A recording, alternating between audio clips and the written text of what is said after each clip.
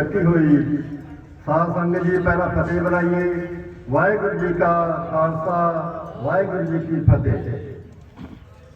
मेरे बहुत ही सत्कारयोग साडे सूबे दी डॉक्टर दर्शनपाल, सूबे के प्रधान डॉक्टर दर्शनपाल जी ते उन्हां नाल आई हुई टीम ते नगर निवासी ते मेरिया भैणां, मेरे बच्चे बजुर्ग, पहला मैं सारिਆਂ ਨੂੰ ਵਧਾਈ ਦਿੰਦਾ। जो ਆਪਾਂ साल भर तो उपर 15 दिन उपर लगे, लगभग 1.5 साल पहला पंजाब दे विच आपां ने अंदोलन लड़िया। वो अंदोलन नूं जित के आपां जित प्राप्त की है। जित की खुशी दे विच अज आपां जश्न मना रहे हैं।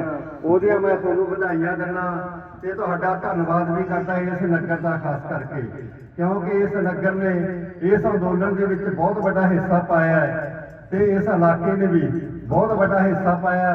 ਉਹਦੀਆਂ मैं तुहानूं लख लख ਵਧਾਈਆਂ दिंदा ते तुहाडा धन्नवाद भी करदा।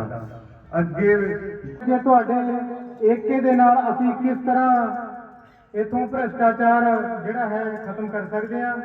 ਅੱਗੇ मैं बेनती करूँगा सरदार सुखदेव सिंह जी हरियाऊ, वो 2 मिनट वास्ते अपने विचार संगत के नाल साझे करनगे ते बुलारियां नूं मेरी बेनती है कि कृपा करके समय का जरूर ध्यान रखा जाए।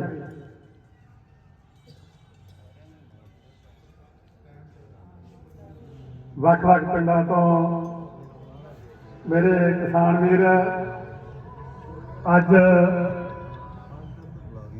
ਬਾਦਸ਼ਾਹਪੁਰ ਪਿੰਡ ਦੇ ਵਿੱਚ ਇੱਕ ਛੋਟੇ ਜਿਹੇ ਸੱਦੇ ਤੇ ਪਹੁੰਚੇ ਹੋਏ ਸਾਰੇ ਹੀ ਮੇਰੇ ਭੈਣ ਭਰਾ, ਵਾਹਿਗੁਰੂ ਜੀ ਕਾ ਖਾਲਸਾ, ਵਾਹਿਗੁਰੂ ਜੀ ਕੀ ਫਤਿਹ। ਜਿਸ ਤਰ੍ਹਾਂ ਆਪ ਨੂੰ ਭਲੀ ਪ੍ਰਕਾਰ ਪਤਾ ਹੀ ਹੈ ਕਿ ਇਹ ਜਿਹੜਾ ਸੰਘਰਸ਼ ਸੀਗਾ ਕਾਫੀ ਲੰਬਾ ਚੱਲਿਆ। ਤਿੰਨੇ ਕਾਨੂੰਨ ਜਿਹੜੇ ਰੱਦ ਕਰਵਾ ਕੇ ਤੇ ਸਾਡੀ ਜਿਹੜੀਆਂ ਜਥੇਬੰਦੀਆਂ ਦੀਆਂ ਟੀਮਾਂ ਨੇ ਉਹ ਪਹੁੰਚੀਆਂ ਨੇ। ਅੱਜ ਆਪਾਂ ਉਹਨਾਂ ਦੇ ਜਸ਼ਨ ਮਨਾ ਰਹੇ ਹਾਂ ਪਿੰਡਾਂ ਦੇ ਵਿੱਚ ਤੇ ਇਸ ਕਰਕੇ ਤੁਸੀਂ ਸਾਰੇ ਵਧਾਈ ਦੇ ਪਾਤਰ ਹੋ। ਇਸ ਦੇ ਵਿੱਚ ਤੁਹਾਡਾ ਸਾਰਿਆਂ ਦਾ ਬਹੁਤ ਵੱਡਾ ਯੋਗਦਾਨ ਹੈ। ਕਿਸੇ ਨੇ ਕਿਸੇ ਰੂਪ ਦੇ ਵਿੱਚ ਪਾਇਆ, ਕਿਸੇ ਨੇ ਕਿਸੇ ਰੂਪ 'ਚ ਪਾਇਆ ਹੈ। ਵੀਰੋ ਇਹ ਸੰਘਰਸ਼ ਤਾਂ ਹੀ ਜਿੱਤਿਆ ਗਿਆ ਜੀ ਤੁਹਾਡਾ ਸਾਰਿਆਂ ਦਾ ਸਹਿਯੋਗ ਸੀਗਾ। ਤੁਹਾਡਾ ਸਾਰਿਆਂ ਦਾ ਬਹੁਤ ਬਹੁਤ ਧੰਨਵਾਦ ਹੈ। ਜਿਸ ਤਰ੍ਹਾਂ ਸਾਡੇ ਪ੍ਰਧਾਨ ਜੀ ਕਹਿ ਗਏ ਨੇ, ਇਹ ਆਪਾਂ ਅਜੇ ਮੁਲਤਵੀ ਕੀਤਾ ਹੈ। ਆਪਣੇ ਵਾਸਤੇ ਅੱਗੇ ਬਹੁਤ ਵੱਡੀਆਂ ਚੁਣੌਤੀਆਂ ਨੇ ਜੋ ਆਪਾਂ ਨੇ ਮਿਲ ਕੇ ਲੜਨੀਆਂ ਨੇ ਤੇ ਇਸ ਏਕਤਾ ਨੂੰ ਆਪਾਂ ਨੇ ਬਰਕਰਾਰ ਰੱਖਣਾ ਤੇ ਹੋਰ ਵਧਾਉਣਾ ਹੈ। इन्हां तो बाद मैं बेनती करूँगा सरदार अवतार सिंह जी कौर जी वाला, सरदार अवतार सिंह जी कौर जी वाला, और इन्हां तो बाद प्रोफेसर बावा जी तैयार रहना। सरदार अवतार सिंह जी कौर जी वाला। नगर निवासियों, पहला भी कई बार इस पिंड दे विच इसे गुरुद्वारा साहब दे विच मीटिंगां कराउंदे हुंदे सी। पुराने साथी मेरे बैठे ने, उन्होंने जानते ने कई घोल लड़े ने, पर जिहड़ा होण वाला घोल तुसीं लड़िया जिहड़ा एक इतिहासक सीगा, जिहदे ते बड़ियां किताबां लिखियां जाणियां ने, जिहदे हर पहलू ते हले चानना पाउणा। पर जिहड़ी लीडरशिप ने, खास तौर पर मैं बुੱਟਰ साहब, हरभजन सिंह जी बुੱਟਰ साहब, असीं डॉक्टर दर्शनपाल जी सामने इन्हां दा घर है। मैनूं लगदा कई असीं रातां इत्थे सारी सारी रात मीटिंगां कीतियां। ਤਾਂ ਕਿਤੇ ਜਾ ਕੇ ਉਦੋਂ ਇਹ ਪਤਾ ਨਹੀਂ ਸੀਗਾ ਕਿ ਇਹ ਘੋਲ ਇੰਨਾ ਇੱਕ ਹੋਰ ਸਾਡੇ ਤੇ ਤਲਵਾਰ ਲੰਮਕਣੀ ਹੈ। ਉਦੋਂ ਕਦੇ ਹਰਿਆਊ ਦੇ ਮਸਲੇ, ਕਦੇ ਸੀਸਪਾਲ ਵਾਲਾ ਜ਼ਮੀਨ ਦਾ ਮਸਲਾ ਜਾਂ ਕੋਈ ਹੋਰ। ਸੋ ਜਿਹੜੀ ਆਗੂ ਟੀਮ ਉਹਨਾਂ ਦਾ ਜਿਹੜਾ ਨਤਾਰਾ ਕੀਤਾ ਆਗੂਆਂ ਦਾ, ਜਿਵੇਂ ਇੱਕ ਵੱਡੀ ਭੱਠੀ ਦੇ ਵਿੱਚ ਕੁਆਂਟਲਾਂ ਲੋਹੇ ਦੇ ਮਤਲਬ ਸੁੱਟ ਕੇ ਉਹਨੂੰ ਉਬਾਲ ਕੇ ਉਹਦਾ ਪਾਣੀ ਬਣਾ ਦਿੱਤਾ ਜਾਂਦਾ। ਇੱਕ ਇਹੋ ਜਿਹਾ ਡਰਾਉਣਾ ਇਹ ਸੰਘਰਸ਼ ਸੀਗਾ ਜਿਹਦੇ ਵਿੱਚ ਤੁਹਾਡੇ ਆਗੂਆਂ ਨੇ ਇੱਕ ਲਾਈਨ ਬਣਾ ਕੇ ਉਸ ਭੱਠੀ ਵੱਲ ਨੂੰ ਆਪਣੇ ਵੱਲ ਨੂੰ ਤੋਰ ਲਿਆ ਸੀ। ਮੈਨੂੰ ਪਤਾ ਹੈ ਕਿ ਜਦੋਂ ਇੱਥੇ ਪ੍ਰੋਫੈਸਰ ਬਾਵਾ ਸਿੰਘ ਜੀ ਬੈਠੇ ਨੇ, ਵੱਡੀਆਂ ਕੋਈ ਇਹਨਾਂ ਦੇ ਆਪ ਵੀ ਇਹ ਵੱਡੇ ਮਤਲਬ ਰਹੇ ਨੇ, ਘੱਟ ਗਿਣਤੀ ਕਮਿਸ਼ਨ ਦੇ ਚੇਅਰਮੈਨ ਰਹੇ ਨੇ ਇੰਡੀਆ ਦੇ, ਤਾਂ ਇਹਨਾਂ ਦਾ ਘੇਰਾ ਵੀ ਵੱਡਾ ਸੀ। ਪਰ ਜਦੋਂ ਇਹਨਾਂ ਦੇ ਘੇਰੇ ਦੇ ਵਿੱਚ ਤਾਂ ਜਦੋਂ ਇਹਨਾਂ ਦੇ ਵੱਡੇ ਅਫਸਰਾਂ ਦੇ ਫੋਨ ਆਉਣੇ, ਕੋਈ ਵੱਡੀ ਏਜੰਸੀਆਂ ਦੇ ਸੁਨੇਹੇ ਆਉਣੇ ਗਾਹਾਂ ਤੋਂ ਗਾਹਾਂ ਵੀ ਸਮਝਾ ਲਓ ਜੇ ਸਮਝਾਉਣਾ, ਨਹੀਂ ਤਾਂ ਫਿਰ ਉਹ ਪੱਠੀ ਦਿਖ ਰਹੀ ਹੈ ਤੁਹਾਨੂੰ। ਪਰ ਧੰਨ ਹੈ ਇਹਨਾਂ ਦੇ ਦੋਸਤ ਡਾਕਟਰ ਦਰਸ਼ਨਪਾਲ ਜੀ ਉਹਨਾਂ ਦੇ, ਜਿਨ੍ਹਾਂ ਨੇ ਕਿਹਾ ਵੀ ਦਰਸ਼ਨ ਕਹਿੰਦੇ ਹੁਣ ਨਾ ਪਿੱਛੇ ਨਾ ਵੇਖੀ, ਸਾਹਮਣੇ ਮੌਤ ਹੈ, ਉਹ ਪੱਠੀ ਹੈ, ਇੱਥੇ ਪਿਘਲ ਕੇ ਤੁਹਾਡਾ ਪਾਣੀ ਬਣਨ ਨੂੰ ਤਿਆਰ ਹੋ ਜਾ। ਧੰਨ ਉਹ ਲੀਡਰਸ਼ਿਪ ਹੈ ਜਿਨ੍ਹਾਂ ਨੇ ਤੁਹਾਡਾ ਹੌਸਲਾ। ਸਰਦਾਰ ਅਵਤਾਰ ਸਿੰਘ ਜੀ ਕੌਰ ਜੀ ਵਾਲਾ। ਇਹਨਾਂ ਤੋਂ ਬਾਅਦ ਮੈਂ ਪ੍ਰੋਫੈਸਰ ਬਾਵਾ ਸਿੰਘ ਜੀ ਨੂੰ ਸਟੇਜ ਤੇ ਬੁਲਾਉਣਾ ਚਾਹਾਂਗਾ। ਉਹ ਆ ਕੇ ਸੰਗਤਾਂ ਦੇ ਨਾਲ ਆਪਣੇ ਵਿਚਾਰ ਸਾਂਝੇ ਕਰਨ। ਸਿਰਫ 2 ਮਿੰਟ ਦੇ ਲਈ ਪ੍ਰੋਫੈਸਰ ਬਾਵਾ ਸਿੰਘ ਜੀ।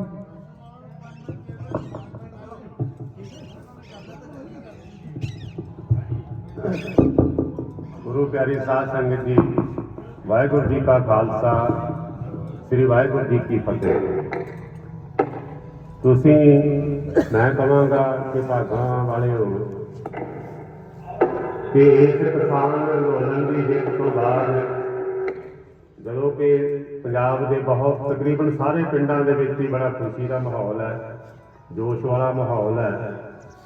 ਔਰ ਜਿਹੜੇ ਨਾਇਕ ਪੰਜਾਬ ਦੇ Singhu border, Tikri border, Ghazipur border, ਜਿੱਥੇ ਜਿੱਥੇ ਵੀ ਬੈਠੇ ਸੀ, ਤੁਸੀਂ ਉਹਨਾਂ ਦਾ ਮਾਣ ਸਨਮਾਨ ਕਰ ਰਹੇ ਹੋ। ਇਹ ਮਾਣ ਸਨਮਾਨ ਕਰਨਾ ਬਣਦਾ ਹੀ ਸੀ, ਕਿਉਂਕਿ ਅਮੂਮਨ ਆਪਾਂ ਮਾਣ ਸਨਮਾਨ ਤਾਂ ਪਿੰਡਾਂ 'ਚ ਕਰਦੇ ਹੀ ਰਹਿੰਦੇ ਹੋ ਤੇ ਹੁਣ ਫੇਰ ਕਰੋਗੇ, ਪਰ ਉਹ ਮਾਣ ਸਨਮਾਨ ਆਪਾਂ ਚੋਰਾਂ ਦਾ ਕਰਦੇ ਰਹੇ ਹਾਂ ਹੁਣ ਤੱਕ, ਠੱਗਾਂ ਦਾ ਕਰਦੇ ਹਾਂ ਹੁਣ ਤੱਕ, ਲੁੱਟਣ ਵਾਲਿਆਂ ਦਾ ਕਰਦੇ ਰਹੇ ਹਾਂ, ਕੁੱਟਣ ਵਾਲਿਆਂ ਦਾ ਕਰਦੇ ਰਹੇ ਹਾਂ, ਇੱਕ ਦੂਜੇ ਤੋਂ ਅੱਗੇ ਹੋ ਕੇ ਕਰਦੇ ਰਹੇ ਹਾਂ। ਲੇਕਿਨ ਸਾਨੂੰ ਸਮਝ ਨਹੀਂ ਸੀ ਕਿ ਸਾਡੇ ਅਸਲੀ ਨਾਇਕ ਕੌਣ ਨੇ। ਪੰਜਾਬ 'ਚ ਬੜੀ ਦੇਰ ਇਸ ਤਰ੍ਹਾਂ ਦਾ ਮਾਹੌਲ ਬਣਿਆ ਕਿ ਕੋਈ ਵੱਡੀ ਜਿੱਤ ਜਿਹਦੇ 'ਚ ਜਿਨ੍ਹਾਂ ਨੇ ਨਿਰੋਲ ਸਚਾਈ, ਯਥਾਰਥ ਤੇ ਤਰਕ ਦੇ ਆਧਾਰ ਤੇ ਦਲੀਲਾਂ ਦੇ ਕੇ ਆਪ ਜੀ ਨਾਲ ਵਿਚਾਰ ਸਾਂਝੇ ਕੀਤੇ ਆ। ਅੱਗੇ ਮੈਂ ਬੇਨਤੀ ਕਰੂੰਗਾ ਬੀਬੀ ਚਰਨਜੀਤ ਕੌਰ ਧੂੜੀਆਂ ਨੂੰ ਸਿਰਫ 2 ਮਿੰਟ ਵਾਸਤੇ ਆਪਣੇ ਵਿਚਾਰ ਸਾਂਝੇ ਕਰਨਾ। ਇਹਨਾਂ ਤੋਂ ਬਾਅਦ ਗੁਰਮੀਤ ਸਿੰਘ ਜੀ ਦਿੱਤੂਪੁਰ ਜਨਰਲ ਸੈਕਟਰੀ ਕ੍ਰਾਂਤੀਕਾਰੀ ਕਿਸਾਨ ਯੂਨੀਅਨ ਪੰਜਾਬ ਉਹ ਤਿਆਰ ਹੈ। ਪੰਡਾਲ ਬੈਠੀ ਸਾਧ ਸੰਗਤ ਜੀ, ਵਾਹਿਗੁਰੂ ਜੀ ਕਾ ਖਾਲਸਾ, ਵਾਹਿਗੁਰੂ ਜੀ ਕੀ ਫਤਿਹ। ਤੁਹਾਨੂੰ ਸਾਰਿਆਂ ਨੂੰ ਪਤਾ ਹੈ ਕਿ ਜੋ ਦਿੱਲੀ ਮੋਰਚੇ ਦੇ ਵਿੱਚ ਆਪਾਂ ਜਿੱਤ ਹਾਸਲ ਕੀਤੀ ਹੈ, 3 ਕਾਲੇ ਕਾਨੂੰਨ ਸਾਡੀ ਜਥੇਬੰਦੀ ਉੱਥੋਂ ਰੱਦ ਕਰਵਾ ਕੇ ਆਈ ਹੈ। ਉਸ ਦੀ ਖੁਸ਼ੀ ਵਿੱਚ ਸਾਰੇ ਪਿੰਡਾਂ ਦੇ ਵਿੱਚ ਪ੍ਰੋਗਰਾਮ ਰੰਭੇ ਹੋਏ ਨੇ। ਇਸ ਤੋਂ ਬਾਅਦ ਅਸੀਂ ਹੁਣ ਦਤਾਲ ਵੀ ਜਾਣਾ ਹੈਗਾ। ਮੈਂ ਸਾਰਿਆਂ ਨੂੰ ਕਹਿੰਦੀ ਹਾਂ ਕਿ ਇਹਦੇ ਵਿੱਚ ਤੁਸੀਂ ਜੋ ਸਾਡਾ ਸਾਥ ਦਿੱਤਾ ਹੈ ਉਹ ਲਾਜਵਾਬ ਸੀਗਾ। ਸਾਰੇ ਭੈਣ ਭਰਾਵਾਂ ਦੇ ਸਾਥ ਨਾਲ ਆਪਾਂ ਦਿੱਲੀ ਮੋਰਚੇ ਤੇ ਲੜੇ। ਇੱਥੇ ਆਪਣੇ ਵਿੱਚ ਬੈਠੇ ਨੇ ਡਾਕਟਰ ਦਰਸ਼ਨਪਾਲ ਜੀ, ਜੋ ਕਿ ਇੱਕ ਡਾਕਟਰ ਹੋਣ ਦੇ ਨਾਤੇ ਆਪਣੀ ਪੂਰੀ ਜਿਹੜੀ ਜ਼ਿੰਮੇਵਾਰੀ ਹੈ ਉਹਨਾਂ ਨੇ ਨਿਭਾਈ। ਆਪਣੇ ਕ੍ਰਾਂਤੀਕਾਰੀ ਹੋਣ ਦਾ ਇਹਨਾਂ ਨੇ ਸਬੂਤ ਦਿੱਤਾ ਹੈ। ਇਹ ਇੱਕ ਆਮ ਡਾਕਟਰ ਨਹੀਂ, ਜਿਵੇਂ ਆਪਾਂ ਕੇ ਪਿੰਡ 'ਚ ਗੋਲੀਆਂ ਦੇਣ ਵਾਲੇ ਨੂੰ ਵੀ ਡਾਕਟਰ ਕਹਿ ਦਿੰਦੇ ਹਾਂ। ਇਹ ਇੱਕ ਸਪੈਸ਼ਲਿਸਟ ਡਾਕਟਰ ਨੇ, ਰਜਿੰਦਰਾ ਹਸਪਤਾਲ ਦੇ ਵਿੱਚ ਜੌਬ ਕਰਦੇ ਸੀ। ਉਸ ਤੋਂ ਰਿਜ਼ਾਈਨ ਦੇ ਕੇ ਇਹਨਾਂ ਨੇ ਜਥੇਬੰਦੀ ਜੁਆਇਨ ਕੀਤੀ ਹੈ। ਇਹਨਾਂ ਲਈ ਆਪਾਂ ਆਪਦਾ ਟਾਈਮ ਕੱਢ ਸਕਦੇ ਹਾਂ। ਜਥੇਬੰਦੀ ਜਦੋਂ ਇੱਕ ਬੰਦਾ ਪੇਸ਼ ਹੈ, ਤੁਹਾਨੂੰ ਪਤਾ ਡਾਕਟਰ ਦੀ ਅੱਜ ਕੱਲ੍ਹ ਤਨਖਾਹ ਕਿੰਨੀ ਹੈ, ਲੱਖ ਰੁਪਏ ਦੇ ਨੇੜੇ ਹਰ ਇੱਕ ਡਾਕਟਰ ਦੀ ਤਨਖਾਹ ਹੈ। ਜਦੋਂ ਇਹ ਆਪਣੀ ਜੌਬ ਨੂੰ ਲੱਤ ਮਾਰ ਕੇ ਇੱਕ ਕ੍ਰਾਂਤੀਕਾਰੀ ਹੋ ਸਕਦੇ ਨੇ ਤਾਂ ਆਪਾਂ ਕਿਉਂ ਨਹੀਂ ਹੋ ਸਕਦੇ। ਸਰਦਾਰ ਹਰਪਾਲ ਸਿੰਘ ਜੀ ਬੋਟਰ, ਜੋ ਇਸ ਏਰੀਏ ਦੀ ਕਰੀਮ ਨੇ, 43 ਸਾਲ ਤੋਂ ਲਗਾਤਾਰ ਇੱਥੇ ਸੰਘਰਸ਼ ਲੜ ਰਹੇ ਨੇ। ਭਾਵੇਂ ਬੀੜ 'ਚ ਜਾਲ ਲਗਾਉਣਾ ਹੋਵੇ, ਹੋਰ ਆਪਣੀਆਂ ਬਹੁਤ ਸਮੱਸਿਆਵਾਂ ਨੇ।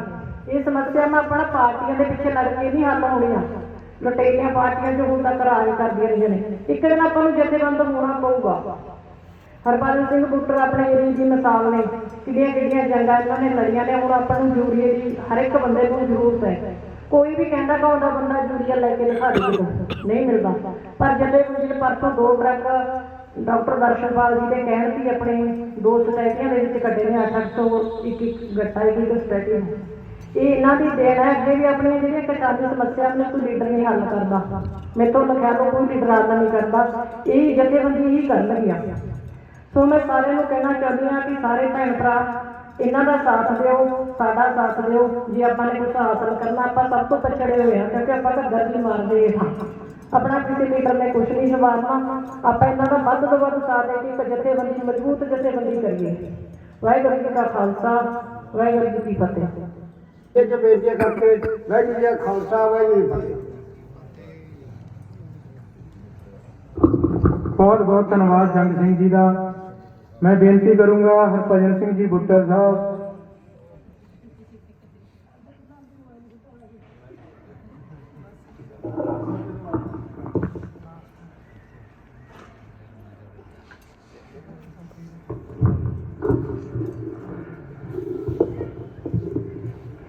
ਅੱਜ ਦੀ 3 ਬਿੱਲਾਂ ਤੇ ਕਿਸਾਨੀ ਜਿੱਤ ਦੇ ਪਿੰਡ ਵੱਲੋਂ ਰੱਖੇ ਪ੍ਰੋਗਰਾਮ ਇਕੱਠੇ ਸਾਧ ਸੰਗਤੀ, ਵਾਹਿਗੁਰੂ ਜੀ ਕਾ ਖਾਲਸਾ, ਵਾਹਿਗੁਰੂ ਜੀ ਕੀ ਫਤਿਹ।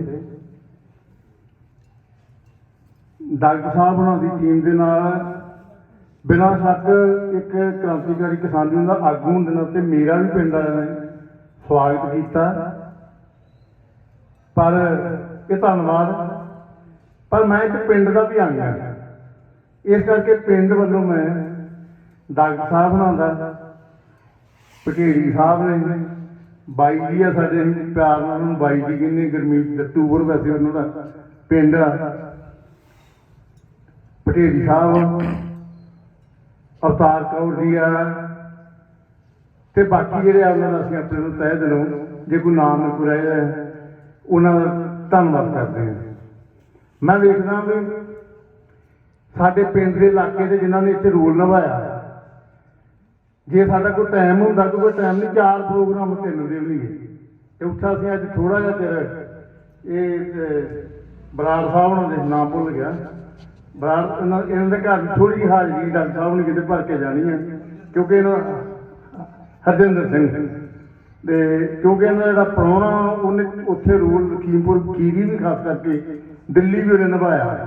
ਉਹਨਾਂ ਕਿਹਾ ਸਾਡੇ ਘਰੋਂ ਇਹਨਾਂ ਨੂੰ ਹੁਣ ਇਹਨਾਂ ਨੂੰ ਬੇਨਤੀ ਚਾਹ ਦਾ ਨਾ ਹੀ ਕਰਨ, ਕਿਉਂਕਿ ਇਹ ਤੋਂ ਬਾਅਦ ਅੱਗੇ ਆਪਣਾ ਜਿਹੜਾ ਦਤਾਲ ਪ੍ਰੋਗਰਾਮ ਆ, ਉਂਝ ਜਿਹੜੇ ਬੈਠੇ ਆ ਸਾਰੇ, ਇਹ ਕਹਿ ਲਓ ਗੁਰਮੁਖ ਸਿੰਘ ਹੁਣੀ ਬੈਠੇ ਆ, ਅਵਤਾਰ ਸਿੰਘ ਹੁਣੀ ਬੈਠੇ ਆ, ਇਹ ਆਪਣੇ ਬੈਠੇ ਆ ਮੁਖਤਾਰ ਸਿੰਘ ਹੁਣੀ, ਗੁਰਦੀਪ ਧੂੜੀਆਂ ਤੋਂ, ਗੁਰਵਿੰਦਰ ਧੂੜੀਆਂ ਜਾਂ ਭੈਣ ਰਵਿੰਦਰ, ਇਹਨਾਂ ਨੂੰ ਤੁਸੀਂ ਨਾਲ ਬੁਲਾਉਂਦੇ ਹੁੰਦੇ ਆ। ਅੱਜ ਪਹਿਲੀ ਵਾਰੀ ਅੱਜ ਕੱਟ ਚਲੋ ਲਾਉਣਾ ਪਿਆ ਹੁਣ ਹਾਲਤਾਂ ਦਾ ਕਰਕੇ, ਕਿਉਂਕਿ ਇਹਨਾਂ ਰੋਲ ਵੀ ਸਾਡਾ ਬਲਾਕ ਵਾਲਾ ਨਿਭਾਉਂਦੇ ਰਹੇ ਆ। ਇਹਦੀ ਕਿਤੇ ਵੀ ਡਿਊਟੀ ਲਾ ਦੇ ਤੇ ਉੱਥੇ ਸਾਨੂੰ ਜਾਂ ਆਪਣੇ ਬਲਜਿੰਦਰ ਭਾਗੋ ਮਾਜਰੀ ਹੈ, ਸਾਨੂੰ ਆਸ ਬੱਜੀ ਹੈ 3-4 ਤੋਂ ਹੋਰ ਨਾ। ਮੇਰੀ ਇਹ ਖਾਸ ਇਹ ਵੀ ਮੈਂ ਹੁਣ ਮਰਲੀ ਉਮਰ ਮੱਗੇ ਕਹਿੰਦਾ 64 ਸਾਲ ਦਾ ਮੈਂ ਹੋ ਗਿਆ। ਉੱਦਾਂ ਦੇ ਡਾਕਟਰ ਸਾਹਿਬ ਮੇਰੇ ਨੂੰ 4-5 ਸਾਲ ਵੱਡੇ ਆ, ਪਰ ਇਹ ਮੇਰੇ ਨੂੰ ਜਵਾਨ ਲੱਗਦੇ ਆ। ਮੈਨੂੰ ਪਤਾ ਨਹੀਂ, ਮੈਂ ਜਾਂ ਤਾਂ ਮੇਰੇ ਸਰੀਰ 'ਚ ਕੋਈ ਨੁਕਸ ਖੜਾ ਹੋ ਗਿਆ, ਮਤਲਬ ਮੈਨੂੰ ਪਿਛਲੇ ਸਮੇਂ 'ਚ ਸਰੀਰਕ ਕਮਜ਼ੋਰੀ ਲੱਗਦੀ ਹੈ। ਤੇ ਮੇਰੀ ਬੜੀ ਖਾਸ ਸੀ ਸਾਡਾ ਇੱਥੇ ਵੀ ਇੱਕ ਜਿਹੜਾ ਬਲਾਕ ਵਜੋਂ ਚੱਲੇ। ਇਹ ਜਿਹੜੇ ਕੁਝ ਨੇ ਜਿਨ੍ਹਾਂ ਤੋਂ ਮੈਂ ਆਸ ਕਰਦਾ ਵੀ ਆਉਣ ਵਾਲੇ ਦਿਨਾਂ 'ਚ ਪੂਰੀ ਟੀਮ ਵਜੋਂ ਇਹ ਕੰਮ ਕਰਨਾ ਸ਼ੁਰੂ ਕਰ ਦੇਣਗੇ। ਜਾਂ ਸਾਡੇ ਨਾਲ ਸਾਡੇ ਆਏ ਆ ਰਾਜਪੁਰ ਵਾਲੇ, ਨਾਮ ਮੈਨੂੰ ਭੁੱਲ ਜਾਂਦਾ ਯਾਰ, ਹੈ ਗੁਰਸੇਵਕ ਰਾਜਪੁਰ, ਬਹੁਤ ਹੀ ਪਿਆਰੇ ਨੇ। ਨਾਲ ਉਹਨਾਂ ਦੇ ਕੋਈ ਰਹਿ ਗਏ ਹੋਣਗੇ, ਜਸ਼ਨ ਜੀ, ਤੇਜਿੰਦਰ।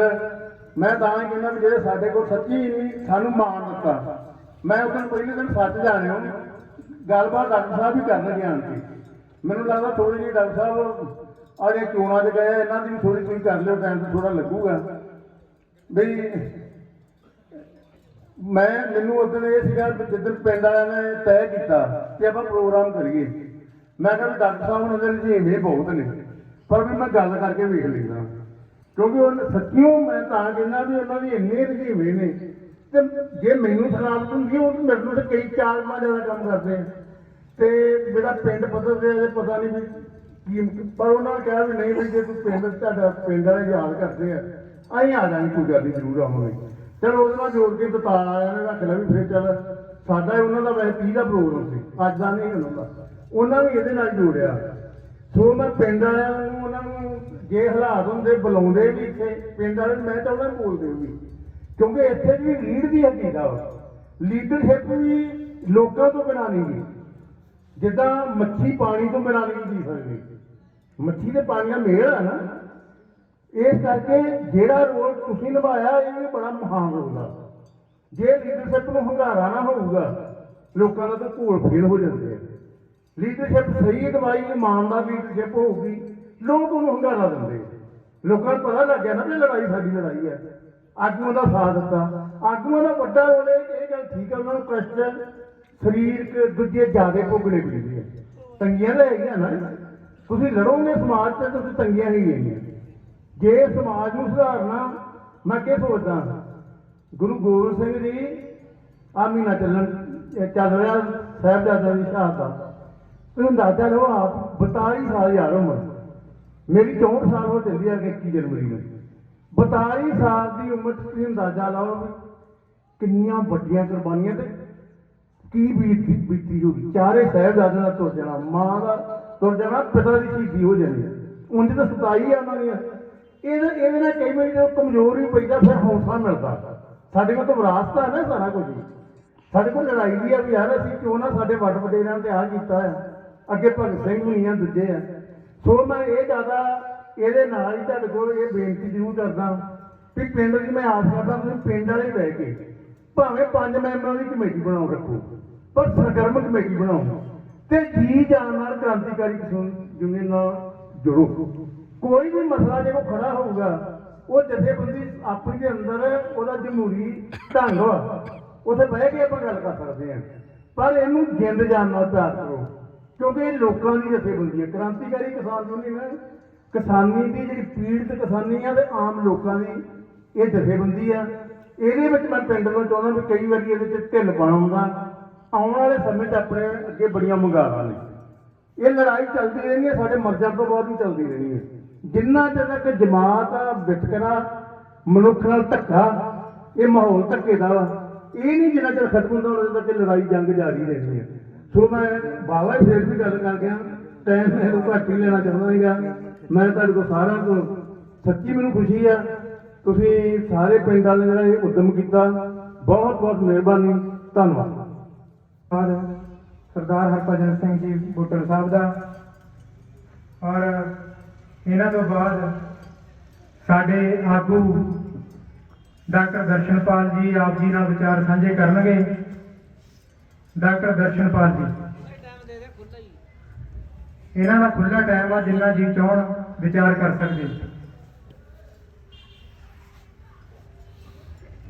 ਗੁਰੂ ਗ੍ਰੰਥ ਸਾਹਿਬ ਦੀ ਹਜ਼ੂਰੀ 'ਚ ਅੱਜ ਦੇ ਸਮਾਗਮ ਵਿੱਚ ਪਹੁੰਚੀ ਪਿਆਰੀ ਸਾਧ ਸੰਗਤ ਜੀ, ਭਰਾਵੋ, ਬਜ਼ੁਰਗੋ, ਬੱਚਿਓ, ਭੈਣੋ ਤੇ ਨੌਜਵਾਨ ਬੱਚਿਓ, ਮੈਂ ਆਪਣੀ ਗੱਲ ਸ਼ੁਰੂ ਕਰਾਂਗਾ ਥੋੜੀ ਰਿਪੋਰਟ ਕਰਨ ਦੇ ਨਾਲ, ਤਾਂ ਜੋ ਮੌਕਾ ਮਿਲੇ ਤੁਹਾਨੂੰ ਜਾਣਕਾਰੀ ਮਿਲਣੀ ਚਾਹੀਦੀ ਹੈ ਕਿ ਪਿਛਲੇ ਦਿਨਾਂ ਦੇ ਅੰਦਰ ਜੋ ਕੁਝ ਥੋੜਾ ਬਹੁਤਾ ਵਾਪਰਿਆ, ਕਿਉਂਕਿ ਮੌਕੇ ਘੱਟ ਮਿਲਦੇ ਨੇ, ਉਹ ਦੱਸਿਆ ਜਾਵੇ ਤੁਹਾਨੂੰ। ਸਭ ਤੋਂ ਪਹਿਲੀ ਗੱਲ ਇਹ ਕਿ ਸਰਕਾਰ ਦੇ ਨਾਲ ਜਿਹੜੀ ਗੱਲਬਾਤ ਹੋਈ ਉਹ 'ਚ 3 ਗੱਲਾਂ ਤੁਹਾਨੂੰ ਦੱਸੀਆਂ ਜਾਣਾ, ਬਹੁਤੀਆਂ ਨਹੀਂ ਕਰਦਾ। ਪਹਿਲਾ ਹੈ ਕਿ ਜਿਹੜੇ ਵੀ ਕਿਸਾਨਾਂ ਦੇ ਉੱਤੇ ਕੇਸ ਬਣੇ ਨੇ ਅੰਦੋਲਨ ਦੇ ਦੌਰਾਨ, ਪਰਾਲੀ ਵਾਲੇ ਜਾਂ ਕਰੋਨਾ ਵਾਲੇ, ਉਹ 31 ਦਸੰਬਰ ਤੱਕ ਵਾਪਸ ਲਏ ਜਾਣਗੇ। ਇਹ BJP ਨੂੰ ਹਦਾਇਤਾਂ ਕਰਤੀਆਂ ਸਰਕਾਰ ਨੇ, ਸਾਡੇ ਸਾਹਮਣੇ ਕਰਤੀਆਂ। ਦੂਜਾ, ਜਿਹੜੇ ਵੀ ਸਾਥੀ ਸਾਡੇ ਸ਼ਹੀਦ ਹੋਏ ਨੇ ਪੰਜਾਬ ਦੇ, ਉਹਨਾਂ ਦੇ ਪਰਿਵਾਰ ਨੂੰ ਫੌਰੀ ਜੋ ਮੁਆਵਜ਼ਾ 5 ਲੱਖ ਦੇਣਾ ਤੇ ਉਹਦੇ ਬੱਚੇ ਨੂੰ ਨੌਕਰੀ ਉਹਦੀ ਯੋਗਤਾ ਮੁਤਾਬਕ, ਤੇ ਜੇ ਪਹਿਲਾਂ ਜਿਹੜੀ ਸ਼ਰਤ ਸੀ ਉਹ ਹਟਾਤੀ ਕਿ ਅਗਰ ਉਸ ਪਰਿਵਾਰ ਦਾ ਬੱਚਾ ਛੋਟਾ ਹੈ, ਪੋਤਾ ਪੋਤੀ ਯੋਗ ਨੇ, ਤਾਂ ਉਹਨਾਂ ਨੂੰ ਦਿੱਤੀ ਜਾਊਗੀ ਜੇ ਉਹਨਾਂ ਦਾ ਬੇਟਾ ਵੱਡਾ ਜਾਂ ਯੋਗ ਨਹੀਂ ਹੈ। ਤੀਸਰਾ, ਕਰਜ਼ੇ ਵਾਲੇ ਦੀ ਗੱਲ ਹੋਈ ਹੈ, ਉਹ 2 ਲੱਖ ਤੱਕ 5 ਏਕੜ ਤੱਕ ਵਾਲੇ ਕਿਸਾਨਾਂ ਦੇ ਕਰਜ਼ੇ ਨੇ ਜਿਹੜੇ ਕੋਆਪਰੇਟਿਵ ਅਦਾਰਿਆਂ ਦੇ, ਜਿਹਦੇ ਵਿੱਚ ਪਹਿਲਾਂ ਲੈਂਡ ਮਾਰਗੇਜ ਬੈਂਕ ਨਹੀਂ ਸੀ ਸ਼ਾਮਲ, ਉਹਨੂੰ ਸ਼ਾਮਲ ਕਰ ਦਿਆ ਗਿਆ। ਉਹ ਜਲਦੀ ਤੋਂ ਜਲਦੀ ਕੇਸ ਸਰਕਾਰ ਬਣਾ ਕੇ ਉਹਨਾਂ ਨੂੰ ਮਾਫ ਕਰੂਗੀ। VDS ਦੀ ਗੱਲ ਉੱਥੇ ਰੱਖੀ ਆ, ਉਹਦੇ ਤੇ ਸਰਕਾਰ ਨੇ ਸੋਚਣਾ। ਬਾਕੀ ਬਿਜਲੀ ਨਾਲ ਜੁੜੀਆਂ ਹੋਈਆਂ ਹੋਰ ਵੀ ਗੱਲਾਂ ਨੇ। ਆਪਣੀ ਯੂਨੀਅਨ ਵੱਲੋਂ ਜੋ ਅਸੀਂ ਪਰਸੋਂ ਮੀਟਿੰਗ ਕਰਕੇ ਆਏ ਹਾਂ, ਉਹ ਜਾਣਕਾਰੀ ਦੇਣਾ ਚਾਹੁੰਦਾ, ਕਿਉਂਕਿ ਉਹ ਕੇਸ ਆਪਾਂ ਆਪਣੇ ਤੌਰ ਤੇ ਉਠਾ ਰਹੇ ਹਾਂ। ਉਹ ਕੀ ਹੈ? ਪਹਿਲੀ ਗੱਲ, ਪਿੰਡਾਂ ਦੇ ਵਿੱਚ ਜਿਹੜੇ ਪੰਚਾਇਤੀ ਸਾਂਝੀਆਂ ਜ਼ਮੀਨਾਂ ਤੇ ਟੋਭਿਆਂ ਤੇ ਜਾਂ ਜਿੱਥੇ ਵੀ ਲੋਕਾਂ ਨੇ ਘਰ ਬਣਾਏ ਹੋਏ ਨੇ, ਉਹ ਘਰਾਂ ਦੇ ਹੇਠਲੀ ਜ਼ਮੀਨ ਦੀ ਮਾਲਕੀ ਉਹਨਾਂ ਲੋਕਾਂ ਨੂੰ ਦਿੱਤੀ ਜਾਵੇ, ਕਿਉਂਕਿ ਉਹਨਾਂ ਦੇ ਉੱਤੇ ਲਗਾਤਾਰ ਉੱਥੋਂ ਉਜਾੜੇ ਦਾ ਡਰ ਰਹਿੰਦਾ ਹੈ। ਜੇ ਸਰਪੰਚ ਬਦਲ ਜੇ ਤਾਂ ਵੀ, ਵੀਡੀਓ ਬਦਲ ਜੇ ਤਾਂ ਵੀ, ਪੰਚਾਇਤ ਸੈਕਟਰੀ ਬਦਲ ਜੇ ਤਾਂ ਵੀ ਇਹ ਡਰ ਲੱਗਿਆ ਰਹਿੰਦਾ। ਉਹਦੇ ਸਰਕਾਰ ਇੰਨਾ ਮੰਨੀ ਹੈ ਕਿ ਜਿਵੇਂ ਸ਼ਹਿਰਾਂ ਦੇ ਅੰਦਰ ਅਸੀਂ ਮਾਲਕੀ ਦਿੱਤੀ ਹੈ, ਉਵੇਂ ਪਿੰਡਾਂ ਦੇ ਅੰਦਰ ਵੀ 5 ਮਰਲੇ 6 ਮਰਲੇ 7 ਮਰਲੇ ਦਾ ਬਣਾ ਕੇ ਉਹ ਅਸੀਂ ਇੱਕ ਸਕੀਮ ਤਿਆਰ ਕਰਨਗੇ। ਉਹ ਜੇ ਕਿਸੇ ਕੋਲ ਤੋਂ ਜ਼ਿਆਦਾ ਹੈ ਤਾਂ ਉਹਦੇ ਲਈ ਟੋਕਨ ਕੋਈ ਰਜਿਸਟਰੀ ਦੀ ਫੀਸ ਰੱਖ ਕੇ ਉਸ ਤਰ੍ਹਾਂ ਨਾਲ ਇੱਕ ਸਕੀਮ ਉਹ ਬਣਾ ਰਹੇ। ਦੂਸਰਾ, ਜਿਹੜੀਆਂ ਜ਼ਮੀਨਾਂ ਦੇ ਉੱਤੇ ਲੋਕ ਖੇਤੀ ਕਰਦੇ ਨੇ ਪਰ ਮਾਲਕ ਨਹੀਂ ਹੈਗੇ, ਉਹ ਪੰਚਾਇਤੀ ਜ਼ਮੀਨਾਂ ਨੇ, ਉਹ ਦਰਿਆਵਾਂ ਦੇ ਕੰਢਿਆਂ ਦੇ ਨੇ, ਉਹ ਜੰਗਲਾਤ ਦੀਆਂ ਨੇ, ਉਹ ਕੋਈ ਡੇਰਿਆਂ ਦੀਆਂ ਨੇ, ਉਹ ਕੋਈ ਰਾਜਿਆਂ ਵੇਲੇ ਦੀਆਂ ਜ਼ਮੀਨਾਂ ਨੇ, ਜਿਵੇਂ ਨਾਭੇ ਵਾਲੇ ਰਾਜੇ ਨਾਭੇ ਵਾਲੇ ਰਾਜੇ ਦੀ ਜ਼ਮੀਨ, ਨਾਭੇ ਵਾਲੀ ਜ਼ਮੀਨ ਹੋਈ। ਕਈ ਪਿੰਡ ਨੇ ਜਿਹਦੇ ਅਜੇ ਵੀ ਨਾਭੇ ਵਾਲੇ ਰਾਜੇ ਦੀਆਂ ਜ਼ਮੀਨਾਂ ਦੇ ਉੱਤੇ ਮਾਲਕੀ ਕਿਸਾਨਾਂ ਕੋਲ ਨਹੀਂ ਹੈ, ਉਹਨਾਂ ਦੀਆਂ ਨੇ, ਜਾਂ ਦਰਿਆਵਾਂ ਦੇ ਕੰਢਿਆਂ ਤੇ ਨੇ, ਜਾਂ ਬਾਰਡਰ ਏਰੀਏ ਤੇ ਨੇ। ਉਹਨਾਂ ਜ਼ਮੀਨਾਂ ਦੇ ਇੱਕ ਜ਼ਮੀਨ ਨੂੰ ਲੈ ਕੇ ਕਿਸਾਨਾਂ ਨੂੰ ਬੇਦਖਲ ਕਰਨ ਦੀ ਬਜਾਏ ਕੋਈ ਸਕੀਮ ਬਣਾਈ ਜਾਵੇ ਜਿਹਦੇ ਵਿੱਚ ਉਹਨਾਂ ਦੇ ਉੱਤੋਂ ਉਜਾੜੇ ਦਾ, ਬੇਦਖਲੀ ਦਾ ਜੀ ਤਲਵਾਰ ਹੈ ਉਹ ਪਾਸੇ ਆਵੇ, ਤੇ ਨਾਲ ਹੀ ਉਸ ਵੇਲੇ ਜਦੋਂ ਬੇਦਖਲੀ ਦੀ ਗੱਲ ਆਉਂਦੀ ਹੈ ਕਚਹਿਰੀਆਂ ਤੋਂ ਆਵੇ, ਅਧਿਕਾਰੀਆਂ ਤੋਂ ਆਵੇ, ਉਹਦੇ ਵਿੱਚ ਨੋਟ ਇਕੱਠੇ ਕਰਕੇ ਬੋਰੀਆਂ ਭਰ ਕੇ ਜਿਹੜੇ ਨੇ ਲੋਕ ਦੇ ਕੇ ਆਉਂਦੇ ਨੇ BDO ਨੂੰ, DDPO ਨੂੰ, SDM ਨੂੰ, DC ਨੂੰ, ਉਹ ਭ੍ਰਿਸ਼ਟਾਚਾਰ ਵੀ ਉੱਠਦੇ, ਤਲਵਾਰ ਵੀ ਗਰਦਨ ਤੋਂ ਉੱਠਦੇ, ਤੇ ਲੋਕ ਪੱਕੇ ਮਾਲਕ ਬਣ ਕੇ ਉਹਨਾਂ ਨੂੰ ਜ਼ਮੀਨਾਂ ਨੂੰ ਮੁੜ ਕੇ ਆਬਾਦ ਕਰਨ।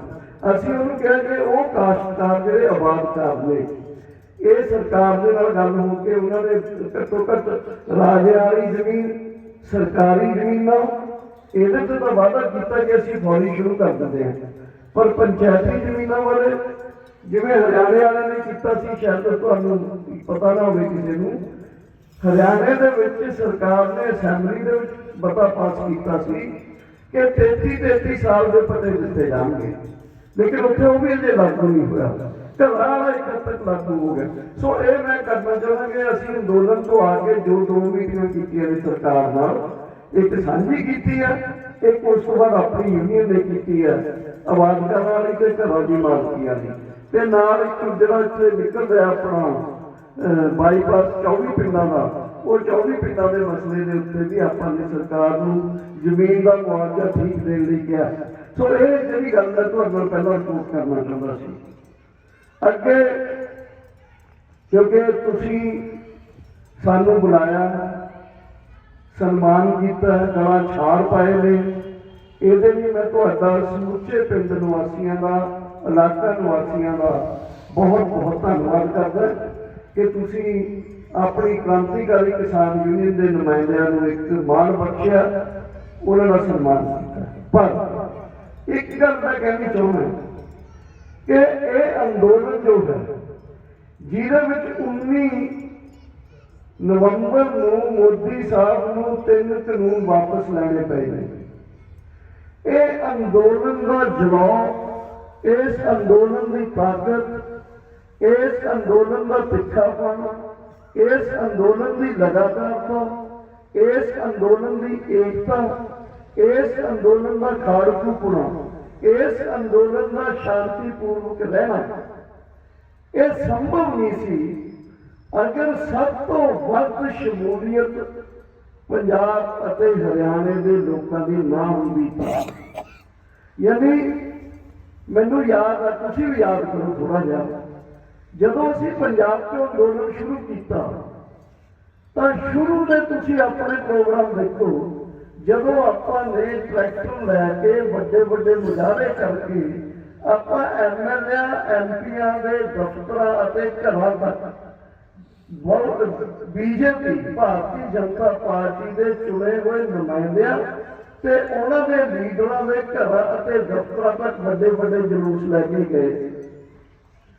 ਉਸ ਤੋਂ ਬਾਅਦ ਨਾਲ ਹੀ ਪ੍ਰਕਿਰਿਆ ਸ਼ੁਰੂ ਹੁੰਦੀ ਹੈ ਕਿ ਪੰਜਾਬ ਦੀਆਂ 10 ਯੂਨੀਅਨਾਂ ਜਿਹਦੇ 'ਚ ਆਪਾਂ ਵੀ ਸ਼ਾਮਲ ਸੀ ਤੇ 13-14 ਯੂਨੀਅਨਾਂ ਜਿਹਦੇ ਵਿੱਚ ਲੱਖੋਵਾਲ, ਡੱਲੇਵਾਲ, ਰਾਜੇਵਾਲ ਸ਼ਾਮਲ ਸੀਗੇ, ਉਹਨਾਂ ਦੇ ਇੱਕ ਨੇੜੇ ਆਉਣ ਦੀ ਪ੍ਰਕਿਰਿਆ ਸ਼ੁਰੂ ਹੁੰਦੀ ਹੈ।